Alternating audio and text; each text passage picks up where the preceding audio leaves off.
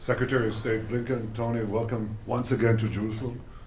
Your visit is another expression, a continual expression of the unbreakable bond between Israel and the United States. It's one of the great alliances of modern history. We share common interests, which are growing by the day. We share common values, two strong democracies, which will remain, I assure you, two strong democracies. This alliance is something that President Biden is committed to. I've known him for 40 years. He's a true friend of Israel, a true champion of this alliance, as are you. I'm not sure that all of Israel know your own contribution in helping us with missile defense in times of peril. You've actually helped us during one crisis in record time, and it did so again. And you've also just helped us push back on the attempts to delegitimize Israel in the United Nations. And we're grateful for that and for your continual friendship. Your visit comes at an important time. It's a time where many in the international community, I would say most of the international community, have seen the true face of Iran. They've seen the barbarism of this regime against its own people. They've seen how it exports aggression beyond its border and beyond the Middle East. And I think there's a common consensus that this regime must not acquire nuclear weapons. We've had very good discussions on forging a common policy, on trying to work together to thwart the danger. I can repeat again something that you've heard me say many times. Our policy and my policy is to do everything within Israel's power to prevent Iran from acquiring nuclear weapons and the means to deliver them. And that will remain so. But obviously the fact that we and the United States are working together is something that is important for this common goal as well. In addition to thwarting the danger, we also see an opportunity to seize opportunities, the opportunities of expanding the circle of peace.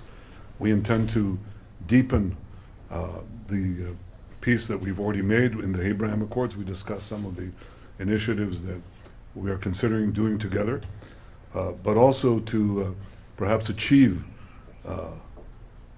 dramatic breakthroughs that I think could be both historic and enormously significant in our common efforts to bring prosperity, security, and peace to this part of the world and beyond.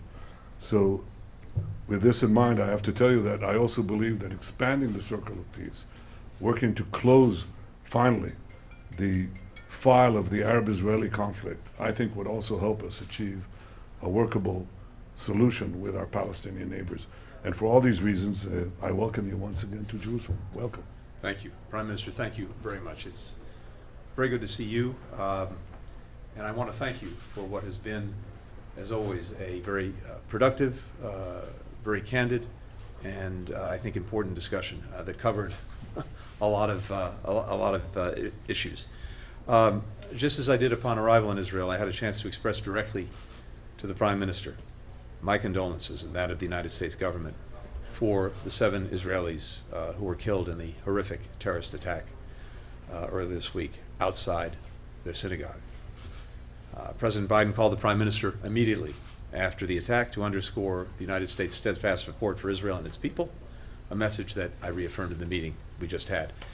In the context of this attack and escalating violence, it's important that the government and people of Israel know America's commitment to their security remains ironclad.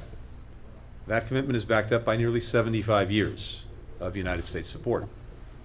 America's commitment has never wavered. It never will. And today, the Prime Minister and I discussed ways that we can continue to strengthen our partnership and our shared security interests. We agree that Iran must never be allowed to acquire a nuclear weapon. And we discussed deepening cooperation to confront and counter Iran's destabilizing activities in the region and beyond. Just as Iran has long supported terrorists that attack Israelis and others, the regime is now providing drones that Russia is using to kill innocent Ukrainian civilians.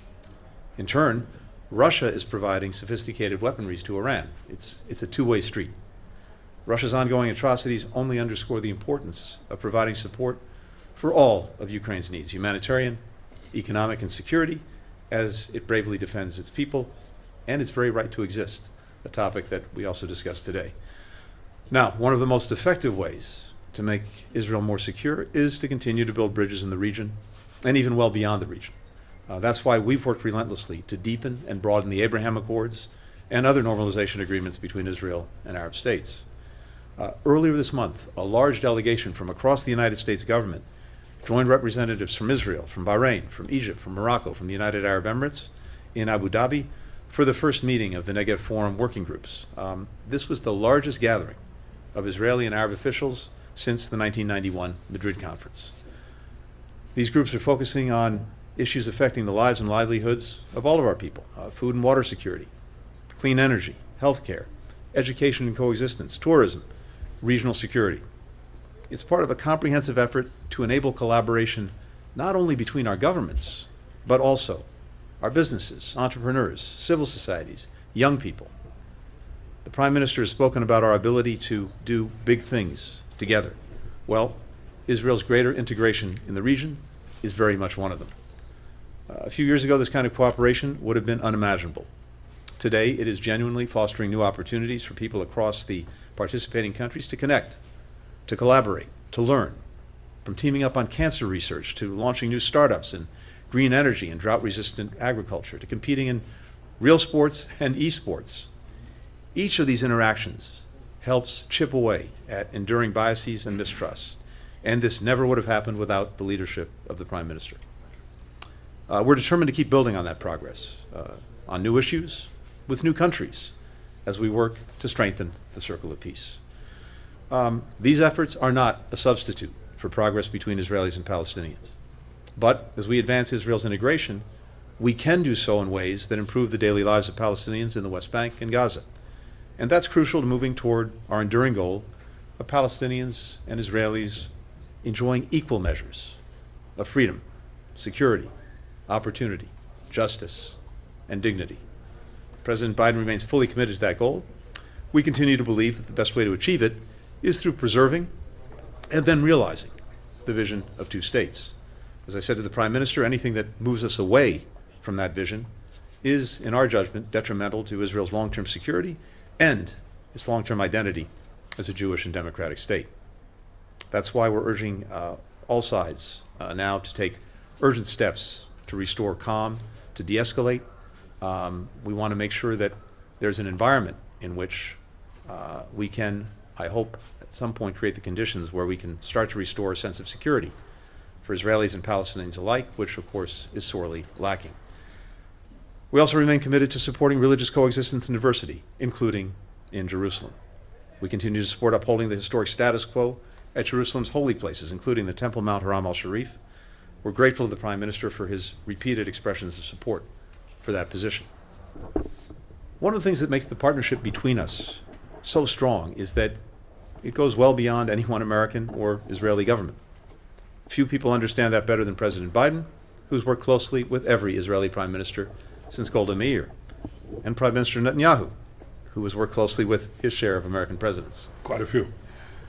Throughout the relationship between our countries, what we come back to time and again is that it is rooted both in shared interests and in shared values. That includes our support for core democratic principles and institutions, including respect for human rights, the equal administration of justice for all, the equal rights of minority groups, the rule of law, free press, a robust civil society. And the vibrancy of Israel's civil society has been on full display of late. The commitment of people in both our countries to make their voices heard, to defend their rights, is one of the unique strengths of our democracies. Another is a recognition that building consensus for new proposals is the most effective way to ensure they're embraced and that they endure. Our fellow democracies can also make us stronger. That's what the United States and Israel have done for each other over many decades, by holding ourselves to the mutual standards we've established, and by speaking frankly and respectfully, as friends do, when we agree and when we do not. The discussion that the Prime Minister and I had today was no exception. That conversation will continue, including with other members of Israel's government and civil society, as part of a perpetual process to defend and bolster the pillars of our democracy, which we are both committed to. So, Mr. Prime Minister, again, thank you so much for your hospitality, for the very good conversation, and for the enduring partnership between our countries. Thank you. Thank you. Thanks, everyone. Press, please stay here.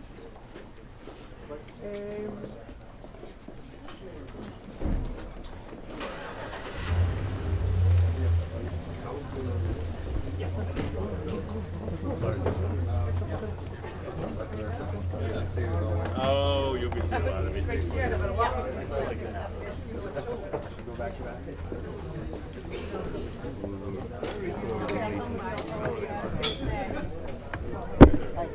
Yeah. You want to take the writers? Yeah, the writers. sure. I'll stay with you. Okay. Actually, your bus is parked back That there. way? Okay. Take the writers.